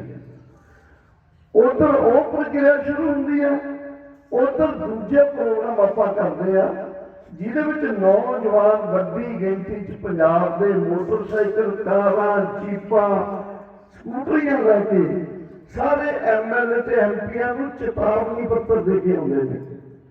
ਚੇਤਾਵਨੀ ਪੱਤਰ ਕੀ ਦਿੱਤਾ ਵੀ ਜੇ ਤੁਸੀਂ ਕਾਨੂੰਨ ਵਾਪਸ ਕਰਦੇ ਨਹੀਂ ਜਾਂ ਕਰਾਉਂਦੇ ਨਹੀਂ ਤਾਂ ਤੁਹਾਡਾ ਪਿੰਡਾਂ 'ਚ ਵੜਨਾ ਅਸੀਂ ਬੰਦ ਕਰਾਂਗੇ। ਇੱਧਰ ਆਪਾਂ ਇਹ ਸੱਦਾ ਲੈਂਦੇ ਹਾਂ, ਉੱਧਰ ਨਾਲ ਦੀ ਨਾਲ ਬਾਦਲ ਸਾਹਿਬ ਦੀ ਨੂੰਹ ਹੈ ਜਿਹੜੀ ਉਹ ਮਿਨਿਸਟਰੀ ਤੋਂ ਅਸਤੀਫਾ ਦੇ ਦਿੰਦੀ ਹੈ। ਉੱਧਰ ਬਾਦਲ ਸਾਹਿਬ ਦੀ ਜਿਹੜੀ ਸ਼੍ਰੋਮਣੀ ਅਕਾਲੀ ਦਲ ਹੈ ਉਹ NDA 'ਚੋਂ ਬਾਹਰ ਆ ਜਾਂਦਾ ਤੇ 19 ਸਤੰਬਰ ਦੀ 19/9/2020 ਦੀ ਜਿਹੜੀ ਮੀਟਿੰਗ ਹੁੰਦੀ ਹੈ ਸਾਡੀ ਮੋਗੇ, ਉਹਦੇ 'ਚ ਅਸੀਂ ਪੰਜਾਬ ਦੀਆਂ ਤਕਰੀਬਨ ਸਾਰੀਆਂ ਜਥੇਬੰਦੀਆਂ, ਅਗਰਾਹਾਂ ਸਾਹਿਬ ਦੀ ਜਥੇਬੰਦੀ ਛੱਡ ਕੇ ਉੱਧਰ ਪ੍ਰਮੁੱਖ ਦੇ ਰੂਹਾਂ ਦੀ ਜਿਨ੍ਹਾਂ ਦੇ ਰੇਲਾ ਰੁਕੇ ਹੋਏ ਸੀ ਉਹਨਾਂ ਨੂੰ ਛੱਡ ਕੇ ਤੇ 2 ਯੂਨੀਅਨਾਂ ਹੋਰ ਛੱਡ ਕੇ ਬਾਕੀ ਸਾਰੇ ਇੱਕ ਪਲੇਟਫਾਰਮ ਤੇ ਆ ਕੇ 25 ਸਤੰਬਰ ਦਾ ਪੰਜਾਬ ਦਾ ਬੰਦ ਦਾ ਸੱਦਾ ਦਿੰਦੇ ਆ। 25 ਸਤੰਬਰ ਦੇ ਬੰਦ ਤੋਂ ਪਹਿਲਾਂ BJP ਨੂੰ ਛੱਡ ਕੇ ਪੰਜਾਬ ਦੀਆਂ ਸਾਰੀਆਂ ਪਾਰਟੀਆਂ, ਉਹਨਾਂ ਦੇ ਨੁਮਾਇੰਦੇ, ਉਹਨਾਂ ਦੇ ਜਿੰਨੇ ਵੀ ਪ੍ਰਚਾਰਕ, ਉਹਨਾਂ ਦੇ ਨਾਲ ਦੇ ਜਿੰਨੇ ਵੀ ਲੋਕ ਨੇ, ਨੌਜਵਾਨ ਨੇ, ਉਹ ਕਿਸਾਨਾਂ ਦੇ ਹੱਕ 'ਚ ਆ ਖੜਦੇ ਨੇ। 25 ਸਤੰਬਰ ਦੇ ਬੰਦ ਤੋਂ ਪਹਿਲਾਂ ਸਾਰੀਆਂ ਦੀਆਂ ਸਾਰੀਆਂ ਧਾਰਮਿਕ ਸੰਸਥਾਵਾਂ, ਸੰਪਰਦਾਵਾਂ ਤੇ ਸ਼ਖਸੀਅਤਾਂ ਉਹ ਕਿਸਾਨਾਂ ਦੇ ਹੱਕ ਦੇ ਵਿੱਚ 3 ਕਾਨੂੰਨਾਂ ਦੇ ਵਿਰੋਧ ਦੇ ਵਿੱਚ ਆਪਣੀ ਆਵਾਜ਼ ਉਠਾਉਂਦੇ ਨੇ। ਕਹਿਣ ਤੋਂ ਮੇਰਾ ਭਾਵ ਇਹ ਹੈ ਵੀ ਜਿੱਥੇ ਕਿਸਾਨ ਇੱਕ ਰੀੜ੍ਹ ਦੀ ਹੱਡੀ ਸੀ, ਉੱਥੇ ਪੂਰੀ ਪੰਜਾਬ ਦੇ ਲੋਕ ਉਸ ਅੰਦੋਲਨ ਦਾ ਸ਼ਰੀਕ ਬਣੇ ਹੋਏ। ਮੈਨੂੰ ਯਾਦ ਹੈ ਅਸੀਂ 13 ਸ਼ਾਇਦ ਨਵੰਬਰ ਨੂੰ ਜਾਂ ਅਕਤੂਬਰ ਨੂੰ ਕੇਂਦਰ ਸਰਕਾਰ ਨੂੰ ਮਿਲਣ ਜਾਂਦੇ ਹਾਂ। ਅਗਲੇ ਦਿਨ ਦੀਵਾਲੀ ਹੈ। ਕਿਸਾਨ ਜਥੇਬੰਦੀਆਂ ਦਾ ਸਮਝੌਤਾ ਸਰਕਾਰ ਨਾਲ ਇਸ ਕਰਕੇ ਟੁੱਟ ਜਾਂਦਾ ਹੈ ਕਿ ਜਿੱਦੀ ਰੇਲਵੇ ਮਿਨਿਸਟਰ ਹੈ ਜਿਹੜਾ, ਉਹ ਕਹਿੰਦਾ ਵੀ ਅਸੀਂ ਜੇ ਤੁਸੀਂ ਪੈਸੰਜਰ ਗੱਡੀਆਂ ਨਹੀਂ ਚਲਾਉਣ ਦਿੰਦੇ, ਅਸੀਂ ਤੁਹਾਡੀਆਂ ਮਾਲ ਗੱਡੀਆਂ ਵੀ ਨਹੀਂ ਚਲਾਉਣੀਆਂ, ਕਿਉਂਕਿ ਉਦੋਂ ਮਾਲ ਗੱਡੀਆਂ ਦੀ ਲੋੜ ਸੀ ਆਪਾਂ ਨੂੰ। ਆਹੀ ਦਿਨ ਸੀਗੇ ਯੂਰੀਆ ਦੀ, DAP ਦੀ, ਡੀਜ਼ਲ ਦੀ ਲੋੜ ਸੀ। ਸਮਝੌਤਾ ਟੁੱਟ ਜਾਂਦਾ ਸਾਡਾ। ਪਰ ਮੈਂ ਤੁਹਾਡੇ ਸਾਹਮਣੇ ਅੱਜ ਪਹਿਲੀ ਵਾਰੀ ਦੱਸਣ ਲੱਗਿਆ ਕਿ ਉਦੋਂ ਕਿਸਾਨ ਜਥੇਬੰਦੀਆਂ ਇੱਕ ਕਮੇਟੀ ਬਣਾ ਕੇ ਮਸਲਾ ਹੱਲ ਕਰਨ ਵਾਸਤੇ ਤਿਆਰ ਸੀਗੀਆਂ। ਅਸੀਂ ਅੰਦਰ ਸੀ ਸਾਰੇ, ਗੱਲਬਾਤ ਟੁੱਟ ਗਈ। ਲੇਕਿਨ ਉਹਦੇ ਤੋਂ ਬਾਅਦ ਜੋ ਮਾਹੌਲ ਬਣਿਆ ਪੰਜਾਬ ਦਾ, ਕਿਉਂਕਿ ਉਹਦੇ ਤੋਂ ਬਾਅਦ ਇੱਕ ਮੀਟਿੰਗ ਹੁੰਦੀ ਹੈ ਕੁਰੂਕਸ਼ੇਤਰ ਦੇ ਵਿੱਚ, ਜਿਹਦੇ ਵਿੱਚ ਹਿੰਦੁਸਤਾਨ ਦੇ ਕੁਝ ਲੀਡਰ 5 ਨਵੰਬਰ ਦਾ ਰੋਡ ਰੋਕੋ ਦਾ ਸੱਦਾ ਦਿੰਦੇ ਨੇ ਤੇ ਇੱਧਰੋਂ ਕੁਝ ਜਥੇਬੰਦੀਆਂ ਸਾਡੀਆਂ ਰਲ ਕੇ 26 ਤੇ 27 ਨਵੰਬਰ ਨੂੰ ਦਿੱਲੀ ਚਲੋ ਦਾ ਸੱਦਾ ਦੇ ਦਿੰਦੇ ਨੇ। ਦੋਨੇ ਸੱਦਿਆਂ ਨੂੰ 27 ਅਕਤੂਬਰ ਨੂੰ ਗੁਰਦੁਆਰਾ ਰਕਾਬਗੰਜ ਦੇ ਵਿੱਚ ਇਕੱਠੇ ਕਰਨ ਦਾ ਫੈਸਲਾ ਕੀਤਾ ਗਿਆ। ਜਿਹੜੀ 27 ਅਕਤੂਬਰ ਨੂੰ ਗੁਰਦੁਆਰਾ ਰਕਾਬਗੰਜ ਸਾਹਿਬ ਦੇ ਅੰਦਰ ਭਾਰਤੀਆਂ ਜਥੇਬੰਦੀਆਂ ਇਕੱਠੀਆਂ ਹੋ ਗਈਆਂ। 5 ਮੈਂਬਰੀ ਇੱਕ ਕਮੇਟੀ ਬਣਾ ਲਈ, ਜਿਹਦੇ ਵਿੱਚ ਰਾਜੇਵਾਲ ਸਾਹਿਬ, ਗੁਰਨਾਮ ਸ਼ੁਭਨੀ ਤੇ 3 ਸਾਥੀ ਇੱਧਰੋਂ AIKCC ਵੱਲੋਂ ਲੈ ਕੇ, ਯਾਨੀ ਪੰਜਾਬ ਦੀਆਂ ਜਥੇਬੰਦੀਆਂ ਇਕੱਠੀਆਂ ਹੋਣ ਤੋਂ ਬਾਅਦ ਪੂਰੇ ਦੇਸ਼ ਦੀਆਂ ਜਥੇਬੰਦੀਆਂ ਇਕੱਠੀ ਹੋਣ ਦੀ ਪ੍ਰਕਿਰਿਆ 27 ਅਕਤੂਬਰ ਨੂੰ ਗੁਰਦੁਆਰਾ ਰਕਾਬਗੰਜ ਦੇ ਵਿੱਚ ਇੱਕ ਹੱਦ ਤੱਕ ਪੂਰੀ ਹੋ ਗਈ। ਉਸ ਤੋਂ ਬਾਅਦ 7 ਨਵੰਬਰ ਨੂੰ, ਯਾਨੀ 5 ਨਵੰਬਰ ਨੂੰ ਅਸੀਂ ਸਾਂਝਾ ਰੋਡ ਰੋਕਦੇ ਹਾਂ ਸਾਰੇ ਦੇਸ਼। 7 ਨਵੰਬਰ ਨੂੰ ਅਸੀਂ ਫਿਰ ਗੁਰਦੁਆਰਾ ਰਕਾਬਗੰਜ ਇਕੱਠੇ ਹੁੰਦੇ ਹਾਂ। ਬਾਕੀ ਜਥੇਬੰਦੀਆਂ ਜਿਹੜੀਆਂ ਦੇਸ਼ ਦੀਆਂ ਰਹਿ ਗਈਆਂ ਉਹਨਾਂ ਦੇ ਨੁਮਾਇੰਦਿਆਂ ਨੂੰ ਬੁਲਾ ਕੇ, ਜਿਹਦੇ ਵਿੱਚ ਡੱਲੇਵਾਲ ਸਾਹਿਬ ਦਾ ਪੂਰਾ ਫੈਡਰੇਸ਼ਨ ਸੀ, ਕੱਕਾ ਜੀ ਮੱਧ ਪ੍ਰਦੇਸ਼ ਵਾਲੇ। 7 ਨਵੰਬਰ ਨੂੰ ਉਸ ਦਿਨ ਸਾਰੇ ਦੇਸ਼ ਦੀਆਂ ਜਥੇਬੰਦੀਆਂ ਇੱਕ ਜਥੇਬੰਦੀ ਨੂੰ ਫੇਰ ਛੱਡ ਕੇ, ਟਕੈਤ ਸਾਹਿਬ ਦੀ ਜਥੇਬੰਦੀ ਨੂੰ ਛੱਡ ਕੇ, ਉਗਰਾਹਾ ਸਾਹਿਬ ਦੀ ਜਥੇਬੰਦੀ ਨੂੰ ਛੱਡ ਕੇ ਤੇ ਪ੍ਰਮੁੱਖ ਨੇ ਦੀ ਜਥੇਬੰਦੀ ਨੂੰ ਛੱਡ ਕੇ ਬਾਕੀ ਸਾਰੀ ਜਥੇਬੰਦੀਆਂ ਦੇ ਨੁਮਾਇੰਦਿਆਂ ਨੇ 7 ਨਵੰਬਰ ਨੂੰ 7 ਮੈਂਬਰੀ ਕਮੇਟੀ ਬਣਾ ਕੇ ਐਲਾਨ ਕੀਤਾ ਸੰਯੁਕਤ ਕਿਸਾਨ ਮੋਰਚੇ ਦਾ। ਸੋ 7 ਨਵੰਬਰ ਨੂੰ ਬਣੀ ਹੋਈ 7 ਮੈਂਬਰੀ ਕਮੇਟੀ ਦੀ ਅਗਵਾਈ ਤੇ ਤੈਅ ਹੋਇਆ ਕਿ 26 ਨਵੰਬਰ ਨੂੰ ਦਿੱਲੀ ਚੱਲਾਂਗੇ। ਲੇਕਿਨ ਇੱਕ ਮੈਂ ਅੰਦਰ ਦੀ ਗੱਲ ਹੋਰ ਦੱਸਾਂ, ਪੰਜਾਬ ਦੀਆਂ ਜਥੇਬੰਦੀਆਂ ਜਾਂ ਦੇਸ਼ ਦੀਆਂ ਜਥੇਬੰਦੀਆਂ 3 ਦਿਨ ਪਹਿਲਾਂ ਮੀਟਿੰਗ ਕਰਦੀਆਂ ਨੇ। ਉਦੋਂ ਵੀ ਇਹ ਸੀ ਕਿ ਸਾਨੂੰ ਹਰਿਆਣੇ ਦੇ ਬਾਰਡਰਾਂ ਤੋਂ ਅੱਗੇ ਨਹੀਂ ਜਾਣ ਦਿੱਤਾ ਜਾਊਗਾ, ਅਸੀਂ ਉੱਥੇ ਮੋਰਚੇ ਲਾਉਣੇ ਨੇ। ਪਰ ਭਾਣਾ ਵਰਤ ਗਿਆ, ਕਹਿ ਲਓ ਕਰਿਸ਼ਮਾ ਹੋ ਗਿਆ, ਜਾਂ ਕਹਿ ਲਓ ਕਿ ਇੱਕ ਕੌਤਕ ਵਰਤ ਗਿਆ ਕਿ ਪੰਜਾਬ ਦੀ ਸਮੁੱਚੀ ਜਨਤਾ ਕਿਸਾਨਾਂ ਦੇ ਜਦੋਂ ਨਾਲ ਆ ਗਈ, ਖਾਸ ਕਰਕੇ ਨੌਜਵਾਨ ਵਰਗ ਸਾਰੀਆਂ ਧਿਰਾਂ ਦੇ ਆ ਗਏ, ਇੱਕ ਵੀ ਵਿਅਕਤੀ ਵਿਰੋਧ ਨਹੀਂ ਸੀ। ਤਾਂ ਮੈਂ ਨੌਜਵਾਨਾਂ ਨੂੰ ਪੰਜਾਬ ਦੇ ਨੂੰ ਵਧਾਈ ਦਿੰਦਾ ਕਿ ਉਹਨਾਂ ਦੀ ਦੇਣ ਸੀ, ਪੰਜਾਬੀ ਲੋਕਾਂ ਦੀ ਤਾਕਤ ਸੀ, ਸਿੱਖ ਧਰਮ ਦੀ ਉਹ ਇੱਕ ਖਾੜਕੂ ਪਿਛੋਕੜ ਸੀ, ਸ਼ਕਤੀ ਸੀ, ਜਿਨ੍ਹਾਂ ਨੇ ਮਿਲ ਕੇ ਪੰਜਾਬ ਤੋਂ ਨਿਕਲ ਕੇ ਦਿੱਲੀ ਵੱਲ ਨੂੰ ਸਾਰੇ ਬੈਰੀਕੇਡ ਤੋੜਦੇ ਹੋਏ ਦਿੱਲੀ ਪਹੁੰਚ ਗਏ। ਸੋ ਕਿ ਇਹਨੂੰ ਐ ਵੀ ਪੇਸ਼ ਕਰ ਸਕਦਾ ਮੈਂ, ਜੋ ਮੈਨੂੰ ਲੱਗਦਾ ਵਿਸ਼ਲੇਸ਼ਣ ਕਰਦੇ ਤੌਰ ਤੇ, ਕਿ ਪੰਜਾਬੀਆਂ ਦੀ, ਪੰਜਾਬੀ ਸਿੱਖ ਸ਼ਖਸੀਅਤਾਂ ਦੀ, ਪੰਜਾਬ ਦੀ ਪੱਗ ਦੀ ਆਨ ਤੇ ਸ਼ਾਨ ਪੂਰੇ ਦੁਨੀਆ ਦੇ ਅੰਦਰ 1 ਨੰਬਰ ਤੇ ਲਿਆ ਕੇ ਖੜੀ ਕਰਤੀ ਸੀ 26 ਤੇ 27 ਨਵੰਬਰ ਦੇ ਅੰਦੋਲਨ ਨੇ ਜਦੋਂ ਦਿੱਲੀ ਪਹੁੰਚੇ। ਤਾਂ ਅਗਲੀ ਗੱਲ, ਇਹ ਅੰਦੋਲਨ ਚੱਲਦਾ ਗਿਆ। ਅੰਦੋਲਨ ਦੇ ਵਿੱਚ ਬੀਜੇਪੀ ਵਾਲਿਆਂ ਨੇ ਬਹੁਤ ਸਾਜ਼ਿਸ਼ਾਂ ਰਚੀਆਂ। ਸਿੰਘੂ ਬਾਰਡਰ ਤੇ ਕਈ ਵਾਰੀ ਉਹਨਾਂ ਪਿੰਡਾਂ ਦੇ ਵਿੱਚ ਲੋਕਾਂ ਨੂੰ ਸਾਡੇ ਵਿਰੁੱਧ ਬਗਾਵਤ ਕਰਨ ਲਈ ਕਿਹਾ। ਬਹੁਤ ਸਾਰੇ ਬਹਾਨੇ ਵਰਤੇ, ਤੁਹਾਨੂੰ ਪਤਾ ਹੈ। 26 ਜਨਵਰੀ ਨੂੰ ਜੋ ਵਰਤਿਆ ਤੁਹਾਨੂੰ ਪਤਾ, ਉਹਨੂੰ ਕਿਵੇਂ ਆਪਾਂ ਨੇ ਫੇਸ ਕੀਤਾ। ਪਰਵਲ ਬਾਰਡਰ ਉਠਾਤਾ, ਗਾਜ਼ੀਪੁਰ ਉਠਾ ਰਹੇ ਸੀ, ਸਿੰਘੂ ਬਾਰਡਰ ਦੇ ਉੱਤੇ ਅਫਰਾ ਤਫਰੀ ਫੈਲ ਗਈ ਸੀ। ਲੇਕਿਨ 2 ਦਿਨਾਂ ਦੇ ਅੰਦਰ ਅੰਦਰ ਆਪਾਂ ਸਾਹਮਣੇ ਤੇ ਪੂਰੇ ਅੰਦੋਲਨ ਨੇ ਇੱਕ ਤਰ੍ਹਾਂ ਦਾ ਕਹਿ ਲਓ, ਇੱਕ ਤਰ੍ਹਾਂ ਦਾ ਸਾਹ ਲਿਆ ਤੇ ਬੈਠ ਕੇ ਮੁੜ ਕੇ ਤੇ ਲੋਕ ਮੁੜ ਕੇ ਵੱਡੀ ਗਿਣਤੀ 'ਚ ਆਉਣੇ ਸ਼ੁਰੂ ਹੋ ਗਏ ਸੀ। ਤੇ ਉਸ ਅੰਦੋਲਨ ਦੇ ਨਾਲ ਫਿਰ ਧਰੋਕ ਮਾਇਆ ਬੀਜੇਪੀ ਨੇ ਕਿ ਕਿਵੇਂ ਉਹਨਾਂ ਨੇ ਲਗਾਤਾਰ ਸਾਨੂੰ ਕਿਹਾ ਕਿ ਅਸੀਂ ਕੋਈ ਗੱਲਬਾਤ ਤੁਹਾਡੇ ਨਾਲ ਨਹੀਂ ਕਰਨੀ, ਪਹਿਲਾਂ ਤੁਸੀਂ ਸਾਨੂੰ ਆਪਣਾ ਪ੍ਰਪੋਜ਼ਲ ਭੇਜੋ, ਫਿਰ ਅਸੀਂ ਗੱਲ ਕਰਾਂਗੇ। ਸਾਡੇ ਵੱਲੋਂ ਹੋਈ ਸੀ ਕਿ ਤੁਸੀਂ ਪ੍ਰਪੋਜ਼ਲ ਭੇਜੋ, ਫਿਰ ਗੱਲ ਕਰਾਂਗੇ। ਸੋ ਬਹੁਤ ਭਾਰੇ ਵਰਤੇ ਉਹਦੇ ਦੌਰਾਨ ਉਹ ਇੱਕ ਬੇਅਦਬੀ ਦਾ ਮਾਮਲਾ ਵਰਤਿਆ। ਉਹਦੇ ਤੋਂ ਪਹਿਲਾਂ ਹੋਰ ਕਈ ਸਾਰੇ ਸਾਡੇ ਅੰਦਰੂਨੀ ਚੀਜ਼ਾਂ ਨੂੰ ਵਰਤ ਕੇ ਸਾਡੇ ਪ੍ਰਚਾਰ ਪਾੜਾ ਪਾਉਣ ਦੀ ਕੋਸ਼ਿਸ਼ ਕੀਤੀ ਗਈ। ਲਖੀਮਪੁਰ ਖੀਰੀ ਦੀ ਘਟਨਾ ਵਾਪਰੀ। ਮੇਰੇ ਸਾਹਮਣੇ ਸਰਦਾਰ ਜੀ ਬੈਠੇ ਨੇ, ਇਹਨਾਂ ਦਾ ਬੇਟੀ ਵਿਆਹੀ ਹੋਈ ਆ ਉੱਥੇ ਪੜ੍ਹੀਏ। ਮੈਂ ਉਹਨਾਂ ਦੇ ਦਿਮਾਗ ਤੇ ਘਰੇ ਜਾ ਕੇ ਰਿਹਾ ਵੀ ਹੈ। ਗੁਰਮੀਤ ਮੰਗਲ ਤੇ ਸਾਡੇ ਉੱਤਰਾਖੰਡ ਦੇ ਵਿਰਕ ਸਾਹਿਬ ਤੇਜਿੰਦਰ ਸਿੰਘ ਵਿਰਕ ਅਗਵਾਈ ਕਰ ਰਹੇ ਸੀ। ਮੰਤਰੀ ਦਾ 3-4 ਦਿਨ ਪਹਿਲਾਂ ਉਹਨਾਂ ਨੇ ਕਾਲੇ ਝੰਡੇ ਲਾ ਕੇ ਵਿਰੋਧ ਕੀਤਾ। ਉਸ ਤੋਂ ਬਾਅਦ ਉਹਨੇ ਤੈਅ ਕਰ ਲਿਆ, ਵੀਡੀਓ ਆਈ ਕਿ ਅਸੀਂ ਇਹਨਾਂ ਨੂੰ ਸਭ ਕੁਝ ਸਿਖਾਵਾਂਗੇ। ਇਹ ਬਾਹਰੋਂ ਆ ਕੇ ਲੋਕਾਂ ਨੂੰ ਸਿੱਖਾਂ ਨੂੰ ਕਹਿ ਰਹੇ ਸੀ ਪੰਜਾਬੀਆਂ ਨੂੰ, ਇਹ ਆ ਕੇ ਜ਼ਮੀਨਾਂ ਲੈ ਕੇ ਬੈਠੇ ਨੇ, ਇਹਨਾਂ ਨੇ ਵੱਡੀਆਂ ਵੱਡੀਆਂ ਬਿਲਡਿੰਗਾਂ ਪਾਈਆਂ ਨੇ ਇੱਥੇ, ਇਹਨਾਂ ਦੀਆਂ ਜ਼ਮੀਨਾਂ ਤੋਂ ਵੀ ਬੇਦਖਲ ਕਰਾਂਗੇ ਤੇ ਇਹਨਾਂ ਦੀਆਂ ਬਿਲਡਿੰਗਾਂ ਵੀ ਢਾਵਾਂਗੇ। ਖੈਰ ਉਹਦੇ ਤੋਂ ਬਾਅਦ ਜਦੋਂ ਉੱਥੇ ਦੀ ਜਨਤਾ ਨੇ ਤੈਅ ਕੀਤਾ ਵਿਰੋਧ ਕਰਨ ਦਾ ਉਪ ਮੁੱਖ ਮੰਤਰੀ ਦਾ, ਉਦੋਂ ਜਨਤਾ ਖੜੀ ਸੀ, ਵਾਪਸ ਆਉਣ ਲਈ ਤਿਆਰ ਸੀ। ਜਦੋਂ ਟੈਨੀ ਉਪ ਗ੍ਰਹਿ ਮੰਤਰੀ ਅਜੇ ਮਿਸ਼ਰ ਟੈਨੀ ਦੇ ਮੁੰਡੇ ਆਸ਼ੀਸ਼ ਮਿਸ਼ਰ ਟੈਨੀ ਦੀ ਜੀਪ ਰੌਂਦੀ ਗਈ ਸਾਡੇ ਕਿਸਾਨ ਵੀਰਾਂ ਨੂੰ, ਤੇ ਉਹਦੇ 4 ਕਿਸਾਨ ਤੇ ਇੱਕ ਪੱਤਰਕਾਰ ਮੌਕੇ ਤੇ ਸ਼ਹੀਦ ਹੋ ਗਏ ਸੀ ਤੇ 10 ਤੋਂ ਲੈ ਕੇ 12 ਜ਼ਖਮੀ ਹੋਏ ਸੀ। ਉਹ ਘਟਨਾ ਵਾਪਰੀ 3 ਅਕਤੂਬਰ ਨੂੰ। ਉਸ ਤੋਂ ਬਾਅਦ ਬੇਅਦਬੀ ਵਾਲੀ ਘਟਨਾ ਵਾਪਰੀ। ਉਸ ਤੋਂ ਪਹਿਲਾਂ ਲਗਾਤਾਰ ਪਿੰਡਾਂ ਦੇ ਲੋਕ ਇਕੱਠੇ ਕਰਕੇ ਸਾਡੇ ਖਿਲਾਫ ਭੜਕਾਉਂਦੇ ਰਹੇ। ਬਹੁਤ ਵਾਰੀ ਬੇਅਦਬੀ ਵਾਲੀ ਘਟਨਾ ਦੇ ਵਿੱਚ ਉਹ ਜਿਹੜਾ ਮਾਰਿਆ ਗਿਆ ਸੀ ਬੰਦਾ, ਉਹਦੀ ਪਤਨੀ ਨੂੰ ਲੈ ਕੇ, ਉਹਦੇ ਸਾਰੇ ਨੂੰ ਲੈ ਕੇ ਕਿਵੇਂ ਉੱਥੇ ਇਕੱਠੇ ਕਰਕੇ ਉਹਨਾਂ ਨੇ ਧਰਨਾ ਲਾਇਆ ਸੀ।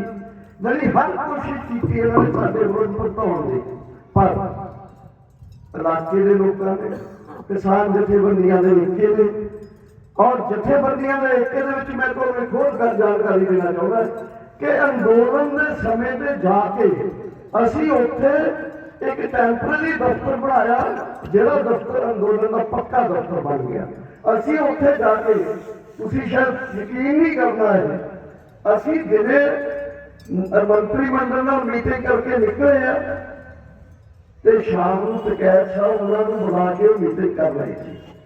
ਅਗਲੇ ਦਿਨ ਅਸੀਂ ਰਕੇਸ਼ ਟਕੈਤ ਨੂੰ, ਯੁੱਧਵੀਰ ਨੂੰ, ਧਰਮਿੰਦਰ ਮਨ ਉਹਨਾਂ ਦੀ ਜਥੇਬੰਦੀ ਵਾਲੇ ਬੰਦਿਆਂ ਨੂੰ ਬੁਲਾਇਆ ਕਿ ਤੁਸੀਂ ਅਲੱਗ ਮੀਟਿੰਗ ਨਾ ਕਰੋ, ਸਾਡੇ ਨਾਲ ਬੈਠੋ, ਸਾਡੇ ਨਾਲ ਸਾਂਝੇ ਗੱਲ ਕਰੋ।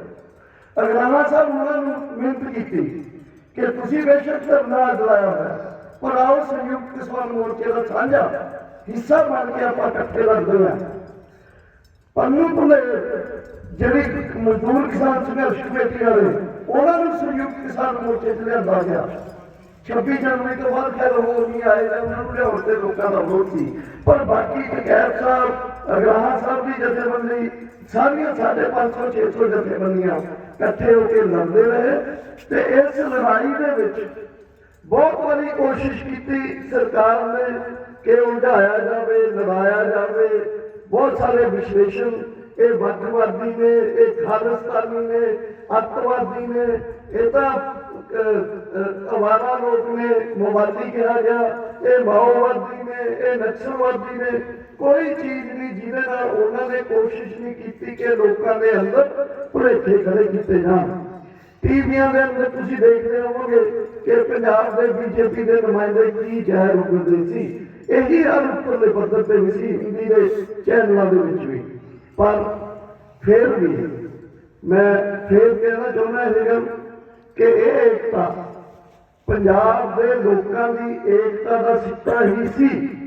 ਕਿ ਮੈਂ ਤਾਂ ਇਹ ਵੀ ਉਦਾਹਰਨ ਦਿੰਦਾ ਹੁੰਦਾ ਕਿ ਇੱਕ ਘਰ ਦੇ ਅੰਦਰ ਅਗਰ ਰਸੋਈ 'ਚ ਖੜੀ ਮਾਂ ਜ਼ੋਰ ਦੀ ਕਹਿੰਦਾ ਇੱਕ ਵਾਰੀ ਨਰਿੰਦਰ ਮੋਦੀ, ਤਾਂ ਉਹਦਾ ਪੋਤਾ ਜਾਂ ਪੋਤੀ 5 ਜਾਂ 6 ਸਾਲ ਦੀ ਉਹਨੂੰ ਨਾਲ ਦੀ ਨਾਲ ਕਰਕੇ ਮੁਰਦਾਬਾਦ।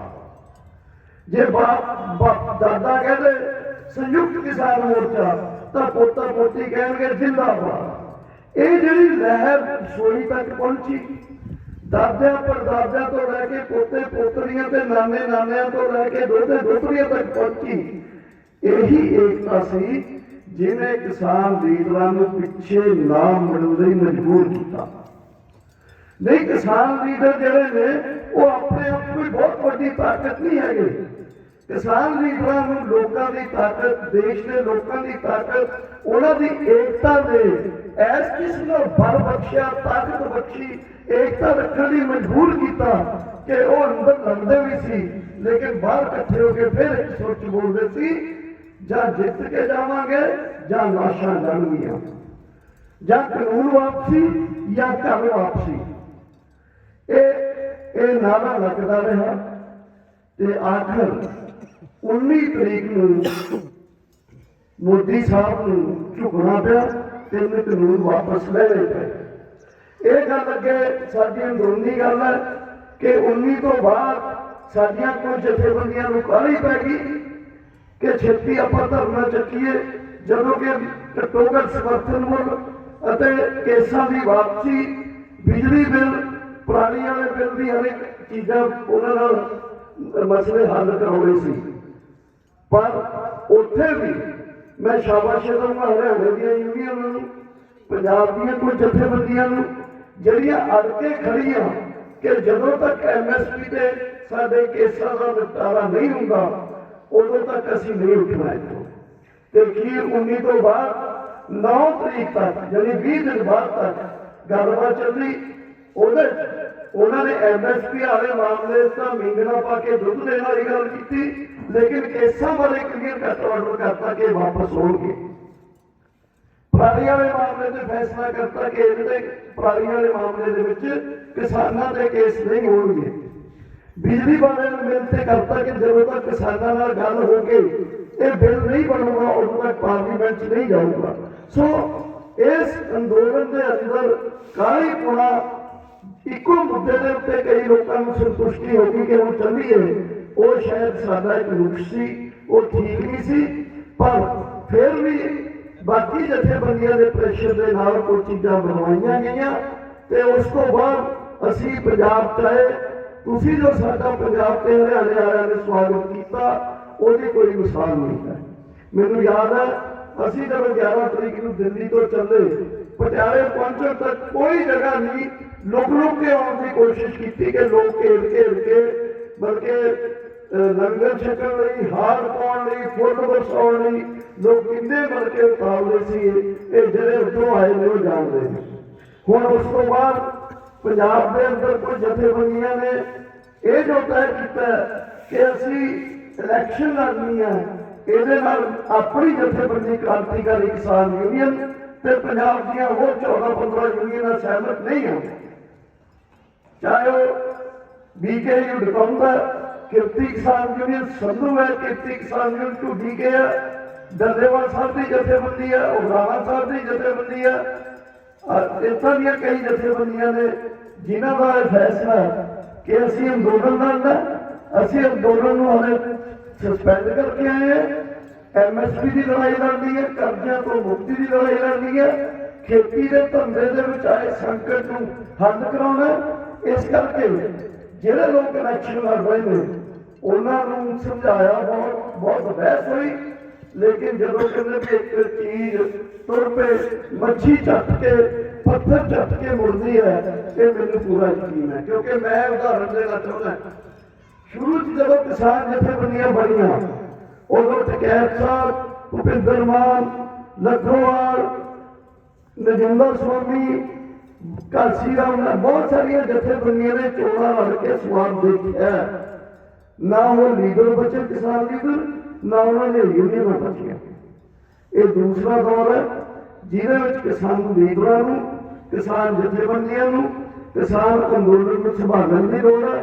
ਸੋ ਮੈਂ ਸੱਦਾ ਦਿੰਦਾ ਕਿ ਆਓ ਇਸ ਪਾਰਲੀਮੈਂਟਰੀ ਝਾਂਸੇ 'ਚ ਭੁਲੇਖੇ ਤੋਂ ਬਚ ਕੇ ਆਪਣੀ ਯੂਨੀਅਨ ਦੀ ਏਕਤਾ ਬਣਾ ਕੇ ਰੱਖੋ।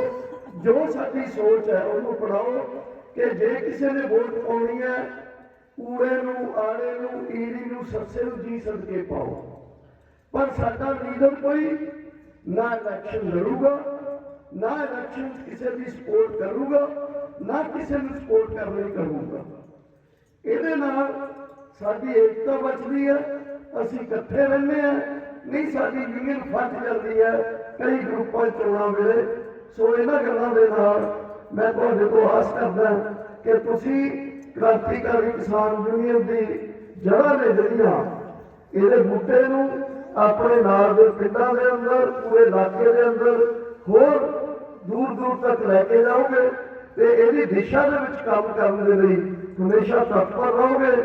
ਇਕਜੁੱਟ ਹੋ ਕੇ ਹੀ ਪੰਜਾਬ ਸਰਕਾਰ ਨਾਲ ਬੜੇ ਮੁੱਦੇ ਨੇ, ਜਿਵੇਂ ਮੈਂ ਕਹਿ ਕੇ ਹਟਿਆ, ਜ਼ਮੀਨਾਂ ਦੇ, ਘਰਾਂ ਦੇ ਮਸਲੇ ਨੇ, VDS ਦਾ ਮਸਲਾ, ਕਰਜ਼ਿਆਂ ਦਾ ਮਸਲਾ, ਬਹੁਤ ਸਾਰੇ ਮਸਲੇ ਨੇ, ਕੇਂਦਰ ਸਰਕਾਰ ਨਾਲ ਮਸਲੇ ਨੇ।